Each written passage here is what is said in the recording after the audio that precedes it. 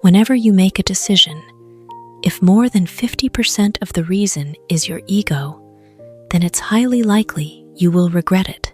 Jeff Greene. There is a very simple way to realize whether a decision will bring peace or regret. Ask yourself, what is holding the steering wheel in your mind?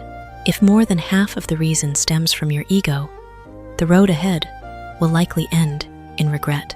The ego always speaks in a tone full of confidence.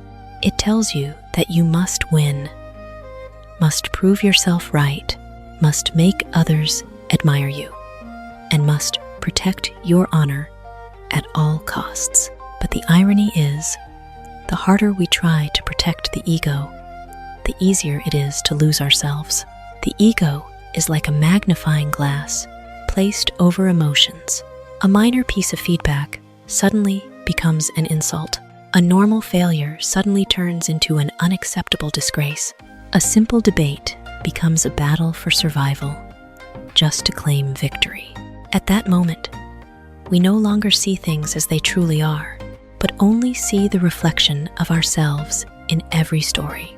Because of this, many people do not make decisions based on what is right, but on what makes them feel more important. They protect their self-image even when it comes at a heavy cost. We keep an argument going simply because we don't want to apologize. We hold on to a fractured relationship just because we refuse to admit we made the wrong choice. We refuse to learn simply because we fear being seen as ignorant. Each of those decisions is like laying another brick to build the wall of the ego, but at the same time, tightly locking the door to our own growth. Wisdom always begins with humility. A mature person doesn't ask, "Does this make me look stronger?" They ask, "Is this truly good for my life and for the people I love?" That is the difference between reacting and choosing. Reaction stems from a wounded ego. Choice stems from an awakened awareness. Imagine a boat in the middle of the ocean. The ego is a strong wind, always wanting to push the boat fast in the direction it pleases. But wisdom is the one at the helm. If you let only the wind decide, the boat may go very far, but will lose its way to the shore. The same goes for life. Not every emotionally charged decision is the right one. There are times when the greatest victory is knowing how to take a step back. There are times when the most powerful phrase is, "Perhaps I was wrong." And there are times when staying silent requires far more courage than trying to prove yourself. The happiest people are not those who are always right, but those who are no longer obsessed with having to be right. They are calm enough to listen, brave enough to change, and tolerant enough to place peace above pride. When the ego shrinks, the heart expands. When the need to prove oneself diminishes, the ability to understand others grows. That is also when decisions become wiser, gentler, and leave fewer regrets behind. Before every important choice, give yourself a moment of silence and ask, if no one was judging me, how would I decide? The most honest answer usually appears when the ego goes quiet, and in that very moment, your choice is no longer to feed your pride, but to nurture your own life. That is the sign of a mature soul, an awakened mind, and a life guided by values rather than the desire to win. People don't choose their careers, they are engulfed by them. John Dos Passos. When we are young, we often believe that we hold the map of our lives. We set goals, choose a major, send out job applications, and think everything is under our control. But after just a few years of stepping out into the world, many realize that the original plan was merely a starting point. It is what happens afterward that truly determines their path. An unexpected opportunity, an inspiring mentor, a painful failure, or a time when they are forced to adapt. These can completely alter the trajectory of an entire life. That is why it's said that people don't entirely choose their careers, but rather, careers slowly sweep them into their own vortex. Every profession is like a river. When you first step into the water, you think you are just testing the waters. But the deeper you go, the stronger the current gets. It brings new skills, new pressures, new relationships, and a completely different way of looking at the world. A doctor begins to see the value of time through every heartbeat of their patients. A teacher learns patience from the thousands of eyes of their students. An entrepreneur gradually gets used to uncertainty and views failure as a part of the journey. A career does not just generate income, it silently creates the person we become. The power of a repetitive environment, what we are exposed to every day, will gradually become what we think, feel, and do. If you solve problems every day, your brain will become sharper. If you care for others every day, your compassion will grow. If you face fierce competition every day, you might also become tougher or completely exhausted. A career is like an invisible sculptor. It doesn't change you overnight, but little by little, through thousands of days, so ordinary that you don't even realize you have changed. What is worth pondering is that many people step into a job just to make a living, but then let the job dictate their lifestyle, their relationships, their habits, and even their own self-worth. They no longer ask who they want to become, but only ask what the next task is. That is when the vortex becomes stronger than one's willpower. If we are not alert, it's easy to get swept up in the pace of the career while forgetting our own inner voice. This does not mean humans are entirely helpless before fate. The river may be strong, but a wise person still knows how to hold the oars. A career may shape your personality, but it does not necessarily have to define your essence. The important thing is to constantly ask yourself, is this job helping me become a better version of myself? Or is it just making me busier? When you maintain that self-awareness, you will no longer be a passenger swept away by the current, but instead, someone who knows how to use the flow to go exactly where they want to be. Your career is not just a place where you work, but it is also the environment that silently writes the story of your life. Therefore, choose your job with reason, but live in your job with awareness. Don't just ask what your career can bring to you, but observe what kind of person that career is turning you into over the years. That is the most important question of all, because success is not only measured by titles or income, but also by the person you become on that journey. Every generation thinks they're going to be the ones who lose it. Fear is a part of the business plan. Nothing is forever, and you have to continuously evolve. Brennan. There is a recurring pattern in history that very few people realize. Every generation believes they are living in the most unstable times. Young people fear that artificial intelligence will replace them. The previous generation feared computers would steal their jobs. Going further back, people feared machines would destroy manual labor. Every era has its own storm, and every generation thinks that they will be the first victims of that change. Yet, history continues to march forward, and humans still find ways to adapt. What changes is not the existence of fear, but merely the object that makes us afraid, prioritizing the detection of danger over opportunity. This used to be the survival mechanism that helped our ancestors survive wild beasts and natural disasters. But in the modern world, that mechanism often gets us trapped in negative scenarios. Just hearing news about an economic crisis, new technology, or market shifts, the brain immediately imagines the worst-case scenarios.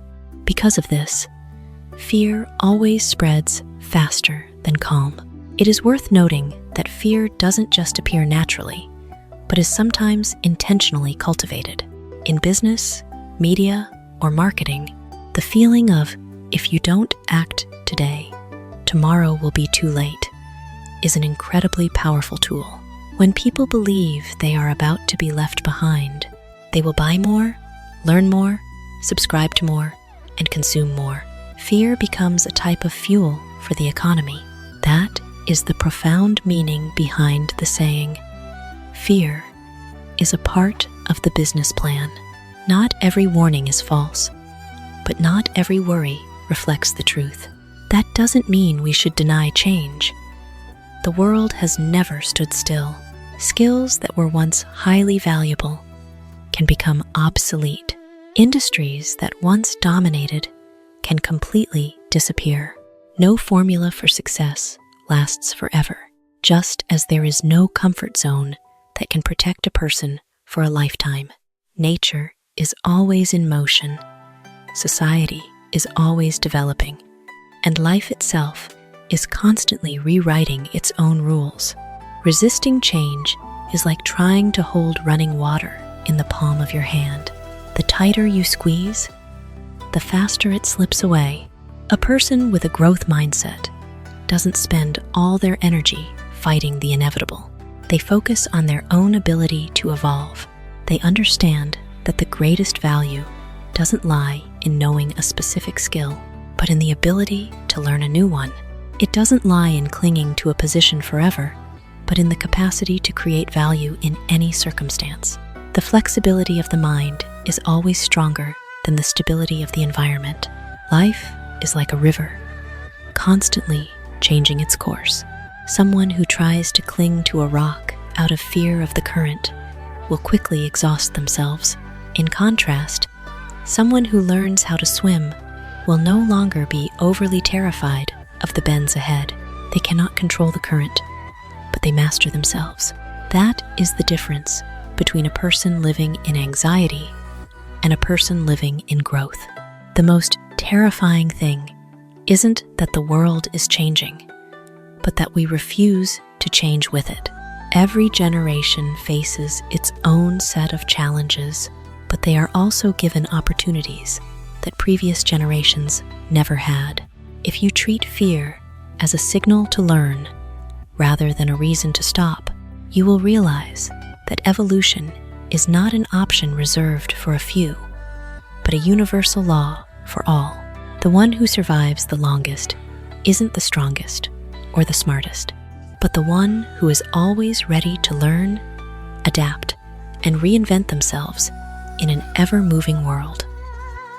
You can work longer, harder, and achieve more than you think. Luana Lopez Lara.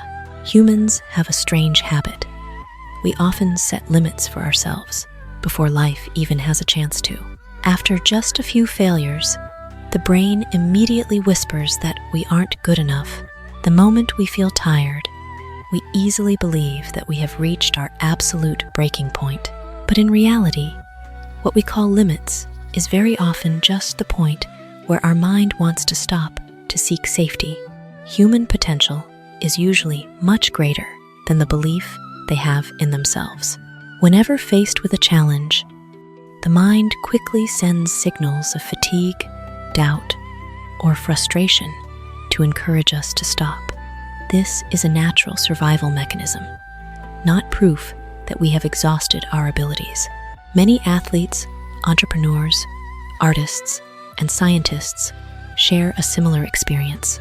The moment they thought they couldn't take another step is often when they begin to discover a deeper source of strength within. The body has real physical limits, but the mind often draws that boundary much earlier. Think of a block of steel forged in a furnace. If it is only exposed to moderate heat, it will forever remain an ordinary piece of metal. Only when it endures pressure, intense heat, and continuous hammer blows does it become tough and sharp. Humans are the same. Challenges not only test our capacity, but also expand it. Every time you overcome something, that seems insurmountable, you don't just complete that task, but you alter the very definition of your own capabilities. There's a massive difference between working hard and burning out. Working hard means knowing how to focus on what matters, maintaining discipline, and moving forward persistently, step by step. Burning out is trading your health, relationships, and peace of mind just to chase goals that have lost their meaning. A mature person is not proud of working themselves to the point of exhaustion. They are proud of knowing how to use their time, energy, and focus wisely to create long-lasting value. What stops many people isn't a lack of talent, but the fact that they stop too soon. A seed cannot become a mighty tree after just a few rains. An artist cannot create a masterpiece after a few days of practice. A business cannot become robust with only a few months of effort. Great achievements are always the result of thousands of small actions repeated over a long period. It is persistence itself that causes capacity to accumulate and ultimately break through. Every day, if you advance a little, learn something new, complete one more task, and are slightly more persistent than yesterday, you are silently expanding your own limits.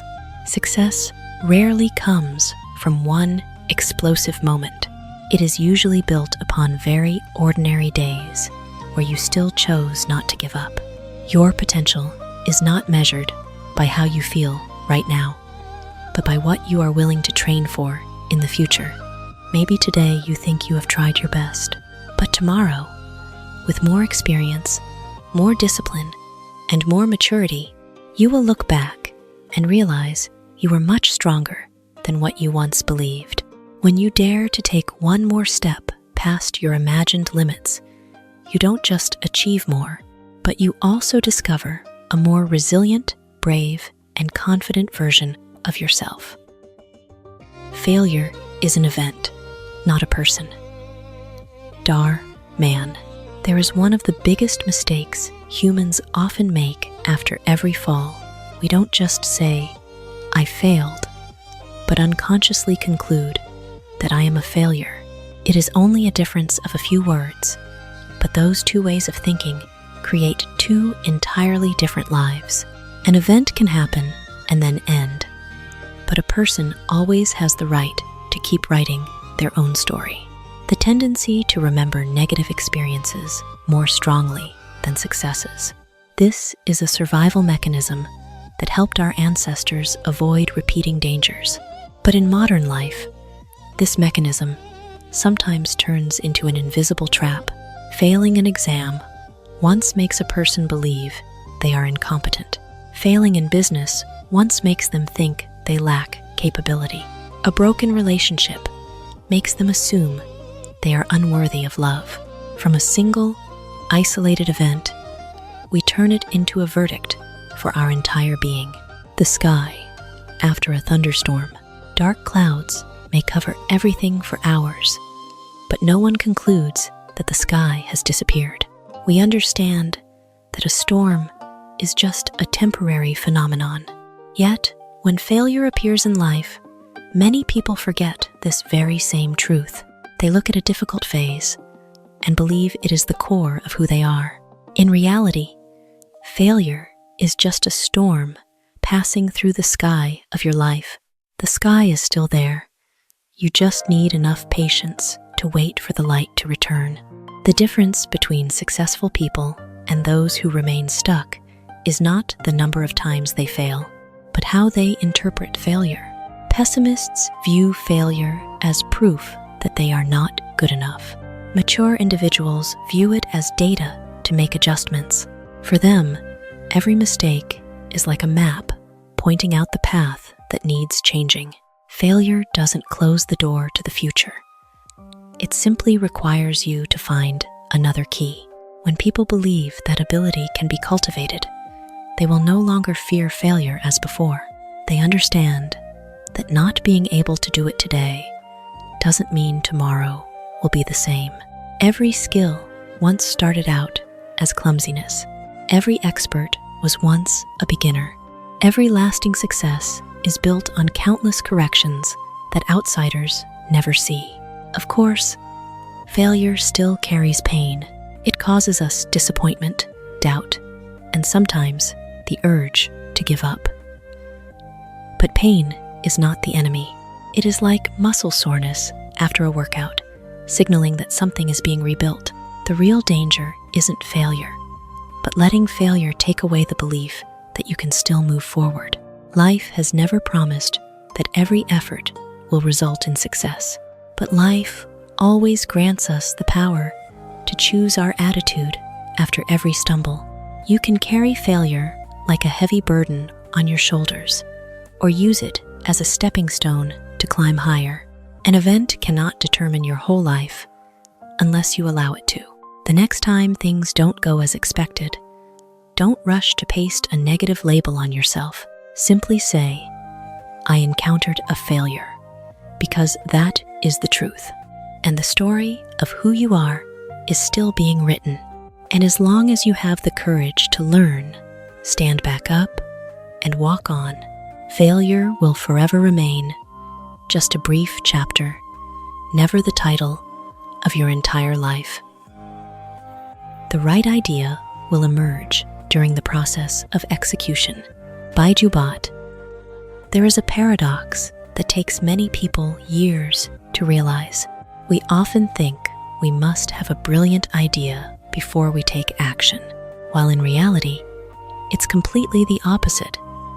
Action is exactly where the right ideas are born. Many people spend months, even years, waiting for the perfect moment.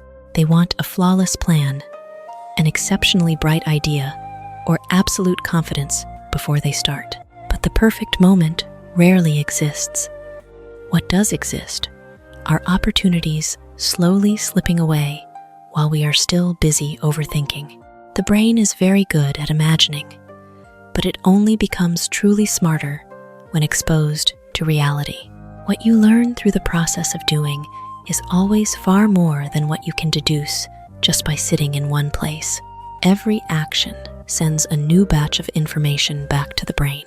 Writing your first article tells you where your phrasing is still clumsy. Your first attempt at business teaches you what customers truly need. Your first presentation helps you realize what captures an audience's attention. That data is impossible to attain if you've never started. Ideas do not appear in a vacuum. They are sharpened by experience, friction, and continuous revisions. A sculptor stands before a massive block of stone. He does not see the finished statue right away. He just begins with the first strike of the chisel. After every piece of rock is chipped away, the shape of the masterpiece gradually becomes clearer. Ideas work exactly the same way. It is not a lightning bolt appearing out of nothingness, but the result of hundreds of tiny decisions made during the process of working. Outsiders only see the finished masterpiece, but they do not see the countless adjustments that created it. What makes many people stop isn't that they lack ability, but that they are too afraid of making mistakes. They confuse preparation with procrastination. They believe thinking longer will make things more perfect, while that very hesitation drains their motivation and kills opportunities. In truth, mistakes are not a sign of failure. Mistakes are data. Every time something doesn't work out, you have just eliminated an unsuitable path and stepped closer to the correct answer. Excellent creators rarely start with a masterpiece in their minds. They start with curiosity. They accept that the first version might be rough, that the first draft might not be good, and that the first product might not be perfect. But it is the sheer persistence of improving bit by bit that turns ordinary things into excellence. They don't wait for inspiration to act. They act to give inspiration a chance to appear. Life operates on that very same principle. You cannot learn to swim just by reading a book about swimming. You cannot become a great communicator just by watching other people talk. And you cannot explore your full potential if you only stand on the sidelines observing life. Every step you take opens up a new perspective, and every experience adds a piece to the puzzle that you never knew existed before. If today you are waiting for a perfect idea to start, remember that the idea is highly likely waiting for you on the other side of action. Start with what you have, even if it is not yet perfect, because when your hands start working, your mind will start creating. When you dare to step forward, the path will slowly reveal itself. And many times in life, the right thing does not precede action, but is the exact reward meant for those brave enough to begin. Use your life, your business, your philanthropy, the light of your life that you were blessed with. Use that to uplift others. Oprah Winfrey. There are reminders that guide people not toward success in the sense of accumulation, but toward a different kind of wealth, radiating outwards. Humans always seek two parallel things: achievement and meaning. Achievement brings a sense of control, while meaning brings a sense of belonging to something greater than oneself. But when only pursuing achievement, people easily fall into a closed loop. The more they attain, the more they fear losing it. The higher they stand, the lonelier they feel. Conversely, when you start using what you have to uplift others, a silent transformation occurs. Life is no longer just an upward journey, but it becomes an outward flow. Life is like a lamp. If the light only shines upon itself, it remains bright, but creates no meaning beyond its own solitary existence. But when that light is directed outward, it begins to erase the darkness for others. And strangely enough, at that exact moment, the lamp itself becomes clearer, warmer, and more present in its own space. People are the same. When we only focus on accumulating for ourselves, we may become full. But when we know how to share, we become whole. The people who feel their lives have value are usually not the ones with the most, but those who feel they have an impact on others. A business person doesn't just sell a product. They create a solution that helps someone live better. A philanthropist doesn't just give away material goods. They restore faith in someone who is in despair. An ordinary worker, knowing that their job makes someone else's life easier, is also touching a profound layer of meaning within their labor. The important thing is that uplifting others does not have to be a grand gesture. Sometimes it's just a timely word of encouragement, listening without judgment, or a small action that is just enough to make someone feel they are not alone.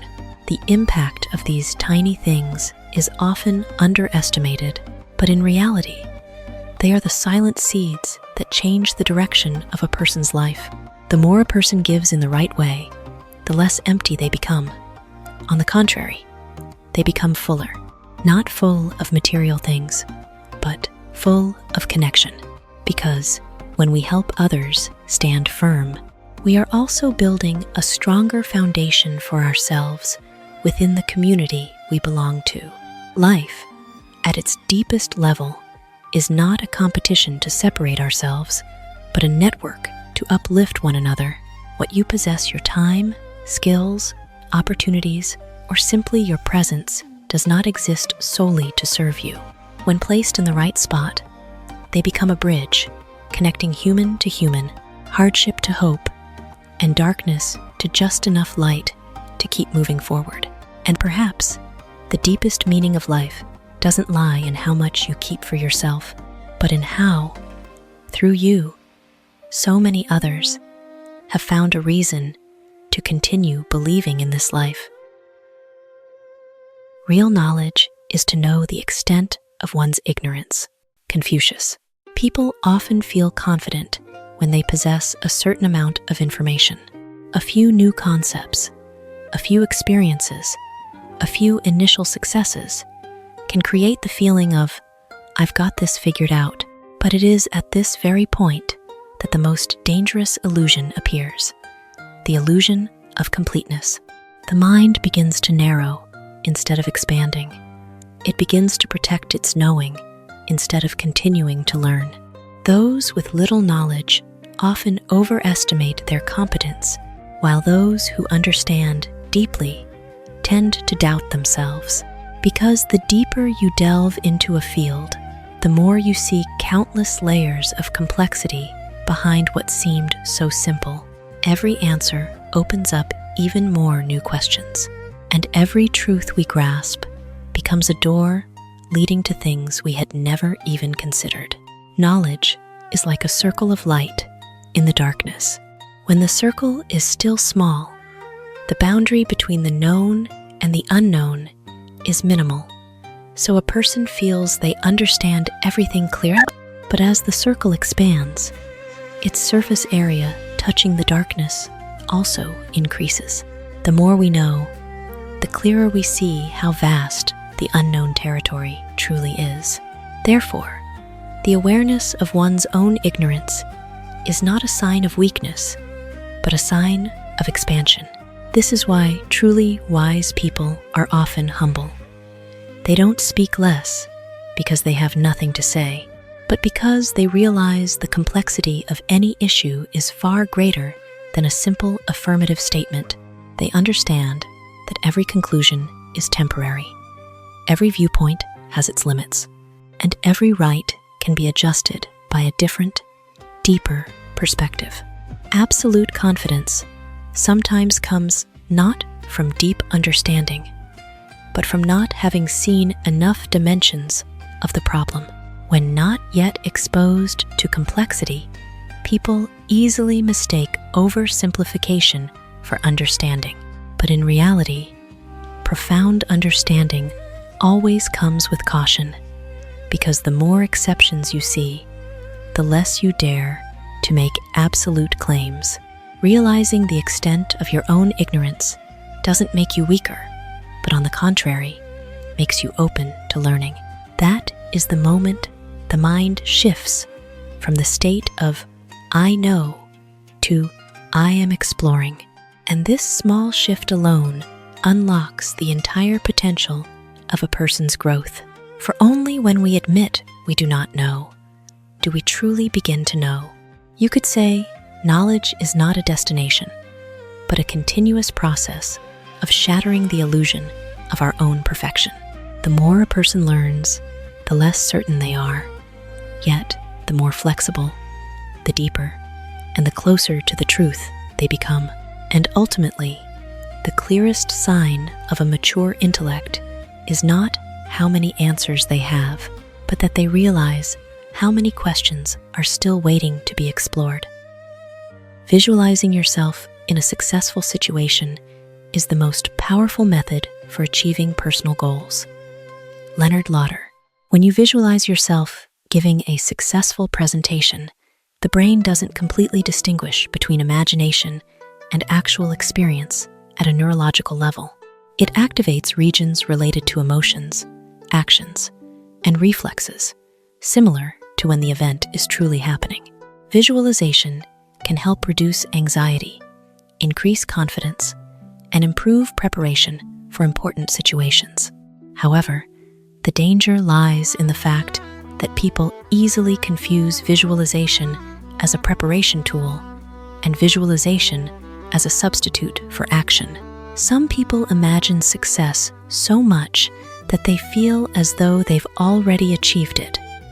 At that point, the brain receives an accomplished signal, causing the motivation to act to drop.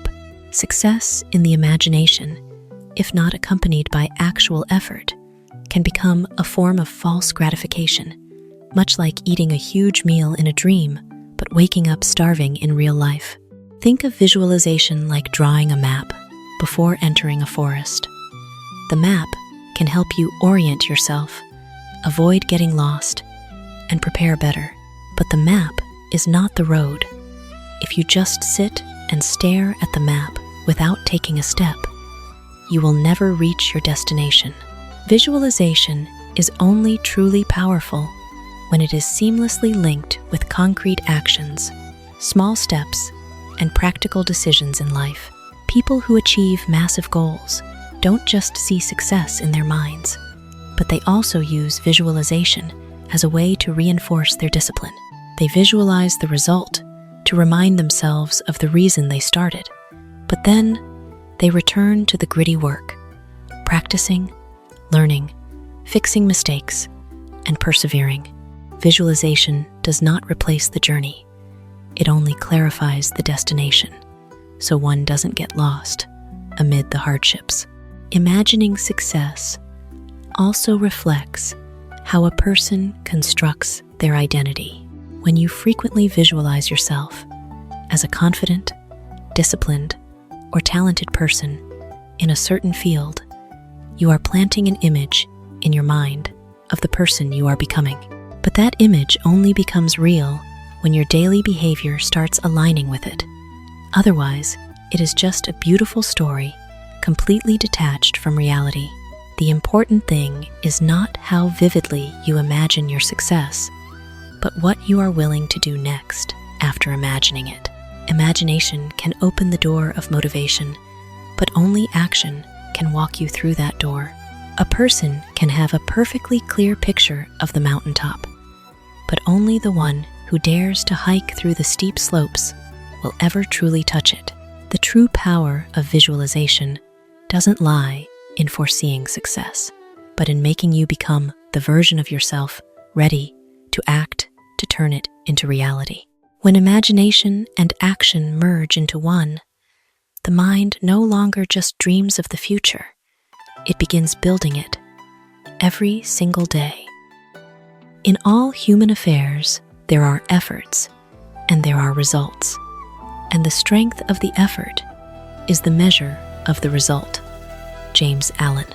On the surface, we often view a result as an isolated event, a success or a failure, a win or a loss, achieving it or falling short. But behind every result is always an invisible chain of efforts that are sometimes prolonged, repetitive, and full of inner conflict. A great achievement is rarely the product of one explosive moment.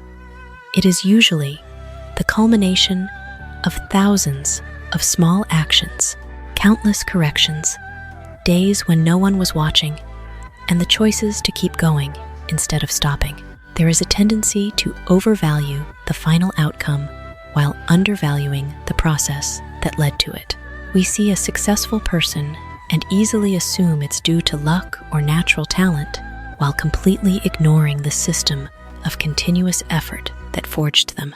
Conversely, when failure occurs, we often attribute it to a single weakness, instead of seeing the entire system of effort that simply wasn't deep enough, long enough, or pointed in the right direction.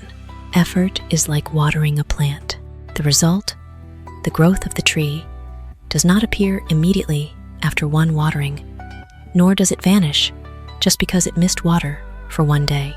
It is an accumulation, but it's not just about the quantity of water. It's also about time, consistency, soil quality, and care. Therefore, saying the strength of the effort is the measure of the result does not mean every effort yields an immediate proportional result, but rather that the quality and depth of your effort will determine the absolute ceiling of the results you can achieve. Effort is not merely physical action, but also the concentration of the mind, the will, and perseverance in the face of fatigue. Two people can work for the exact same amount of time, but the one who is truly focused will create vastly different value. A person who studies with deep attention will progress far quicker than someone learning in a distracted state. Thus, the strength of effort isn't measured solely by duration, but also by the inner quality of your engagement. Life doesn't always deliver results in an instantly fair manner.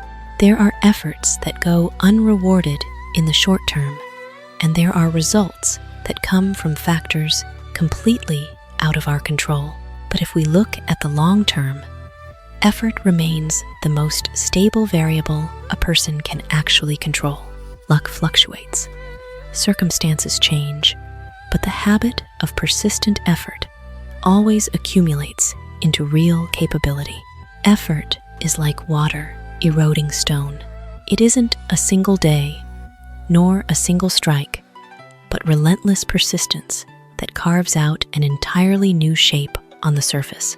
The result, in its broadest sense, is simply the shape that effort has carved into a person's life over time. If the result is what we desire to change, then effort is exactly where that change begins. And when one understands that every outcome is rooted in how we apply our effort today, they will begin to live more consciously, more steadfastly, and take greater responsibility for their own journey.